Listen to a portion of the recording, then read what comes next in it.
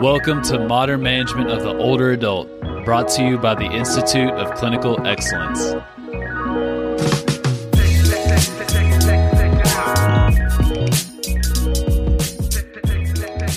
Hey everybody, and welcome to the MMOA podcast, brought to you by the Institute of Clinical Excellence.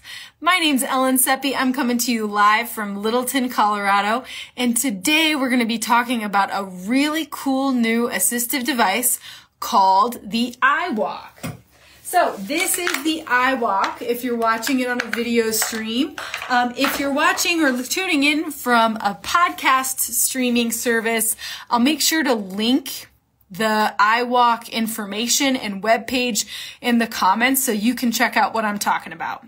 So tonight we're going to be talking about the iWalk, its use for your patients, what kind of patient population it could be helpful for, some tips and tricks to make sure that your patient is set up for safety, and ways that it could be helpful that you might not know about. So, the iWalk is a really cool device. It was actually invented by a Canadian farmer in the 1990s. And if I'm gathering this information correctly, it sounds like the company that fabricates the iWalk and most of the support is still based in Canada. If we can kind of talk about this, this device, it can be super helpful for you. I was first introduced to this when I was working in a setting where patients were catastrophically injured and had lots of multiple orthopedic trauma. And so patients would have non-weight-bearing precautions in several extremities and be really limited in what they were able to use to get around. Because if you're non-weight-bearing on an arm and a leg, it makes crutches super hard to use. So we know that when patients sustain injuries, it can be really challenging for them to maintain their mobility. And so this device is super helpful if you want to help your patients maintain their mobility after surgery or in that acute phase while still being able to maintain weight bearing through their knee and through their hip. So the iWalk is a really cool device. Let me kind of give you a brief tutorial. So it basically, if you're listening to this, it looks like a peg leg with a shelf.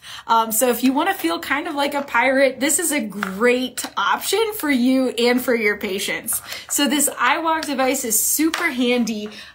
If I can give you some demonstration here and how it goes on, basically you're going to kneel in the trough here, and then there's a series of straps that go around the thigh, the knee, and the ankle to kind of keep it onto your leg. So what this really helps to do is make walking upstairs significantly easier than if you were using crutches or a walker while trying to maintain non-weight bearing on a lower extremity. So the iWalk is a super helpful tool, but there are some tips that we've got to keep in mind to make sure that your patients are successful here. So for starters, it does really require quite a bit of balance. So on the website, which is very informative and helpful in getting patients set up, it's really important that a patient has average strength and balance, and they articulate that as the ability to climb stairs reciprocally without a handrail, being able to walk without a limp, without shuffling, or without any impairments. And that they're able to balance on one leg for about 30 seconds. So the manufacturers of the iWalk suggest that people have pretty good balance to use this device. If they are within 4'10" and 6'6", this device is suggested for their use. And there is a weight limit of 270 pounds. So for users that exceed that weight, this might not be the safest device for them. If I can give you some kind of tutorials about how it could be really helpful, the iWalk is really superior in a lot of ways to crutches and to a walker because it still maintains weight bearing through the knee and through the hip. So that really helps to maintain that muscle mass proximally and make sure that those that you're able to use those limbs to get around.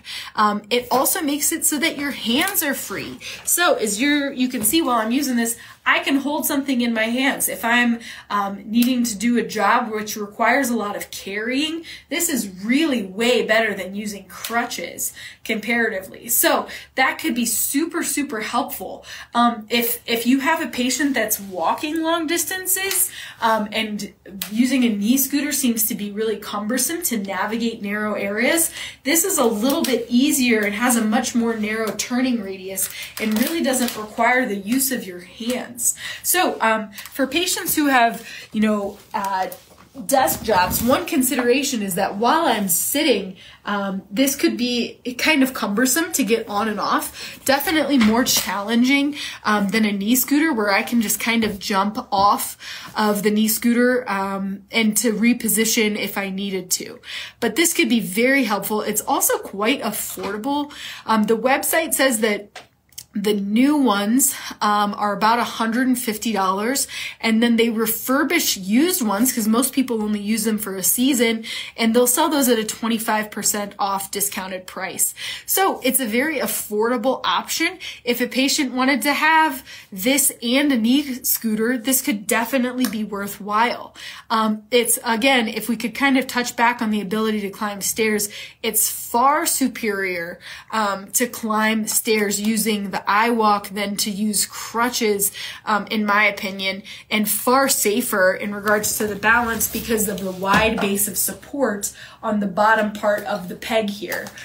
It's definitely safer and more adaptable than using a walker, because you don't have to worry about carrying the walker upstairs as you go.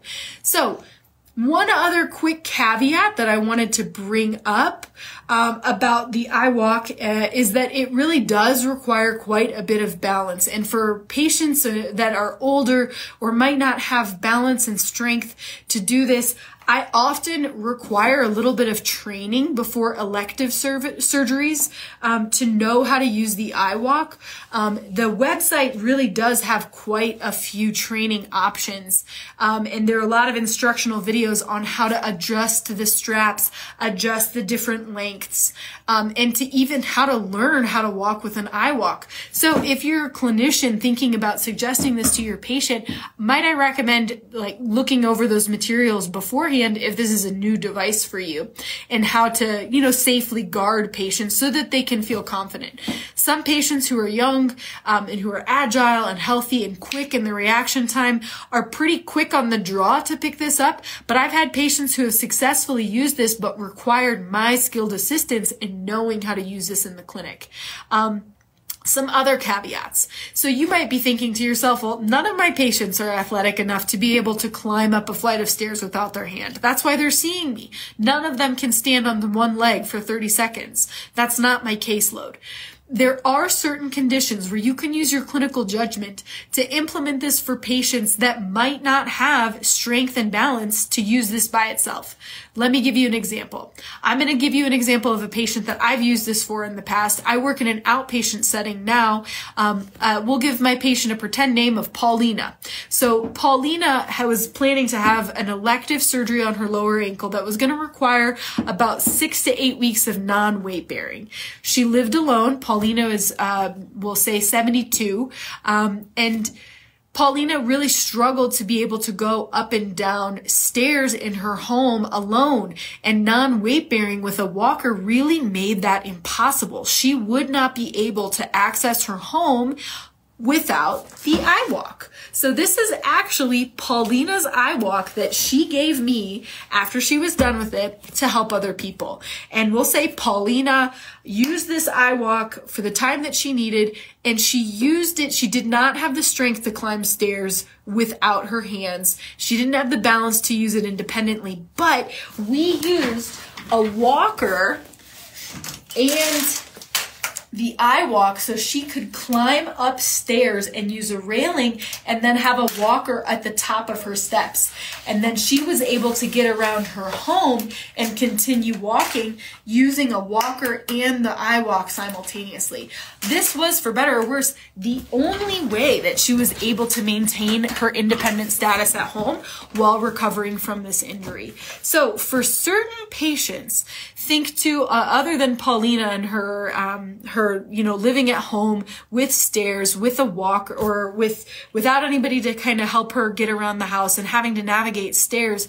Other patients who might really benefit from this are patients that have non-weight bearing status on one arm, and are unable to use crutches or a platform walker. So this could be a very, very helpful tool for people who have lower extremity injuries, and mobility deficits for the time being. So thank you so much, guys. I'd like to just say a disclaimer that this content was in no way sponsored by iWalk. I just really celebrate this helpful assistive device, and I hope that you could be able to use this information for your clinical practice as a clinician. Before you go, we've got some upcoming courses. We've got in Rochester, Minnesota on February 24th. We've also, during that week, we're going to be in Sparks, Glencoe, Maryland, Rome, Georgia, and Halifax, Nova Scotia in Canada. So we're super helpful we're glad that you guys could join us here tonight for this discussion. Thank you very much, and hopefully we'll see you again soon.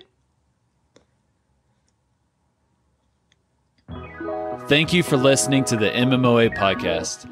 If you found this helpful, please share with someone that could benefit. And if you're looking for more practical content to help you better serve older adults, head over to www.mmoa.online, where you can learn more about our free resources, our community, continuing education courses, and our certification. Once again, that's www.mmoa.online. Thanks for listening.